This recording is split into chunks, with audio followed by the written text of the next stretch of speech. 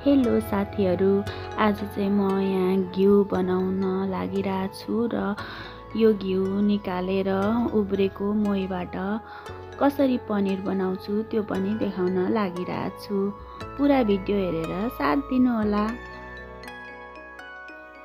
यो घिउ पनि हामीले किनेको दुधको तर जम्मा गरेर बनाएको घिउ हो।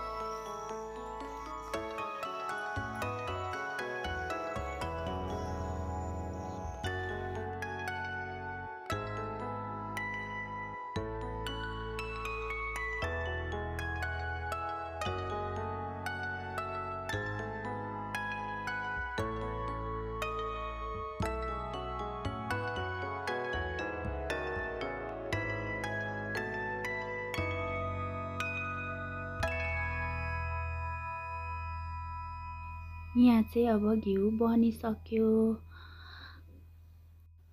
यो घिउ चाहिँ किनेको दुधको तर जम्मा गरेर बनाएको घिउ हो। ल हेर्नुस् त घिउ बन्यो।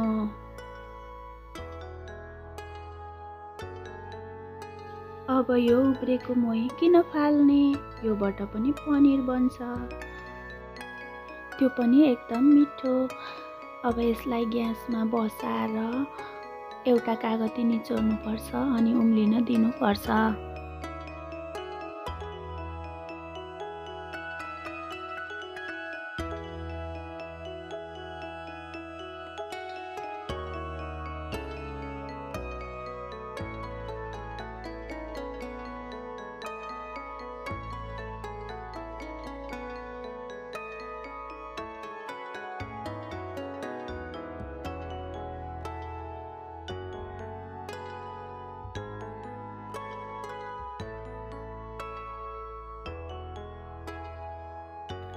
यहाँ चाहिँ उम्लिन सुरु हुँदैछ।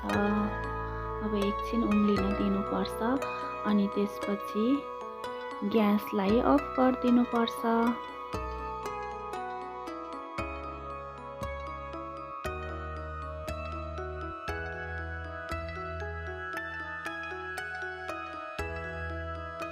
अब मैले ग्यासलाई अफ गरिदिएँ। हल्का अब यसलाई सेलाउन दिनुपर्छ र सफा कटनको कपडामा यसरी छान्नुपर्छ अनि यसलाई मजाले छानिसकेर मजाले निचोर्नुपर्छ अनि निचोरिसकेर यसलाई एउटा घरुङ्गो कुराले थिचेर रातभरिको लागि राख्नुपर्छ। त्यसपछि बिहान निकाल्नुपर्छ र हेर्नुहोस् त कति राम्रो पनिर भयो। हेर्दा जस्तो राम्रो छ, खाँदा पनि त्यस्तै नै मिठो हुन्छ। पसलको भन्दा पनि मिठो हुन्छ यसरी बनाएको पनिर। हजुरहरू पनि एकचोटि ट्राई गर्नुहोला। ल त आजलाई यति नै।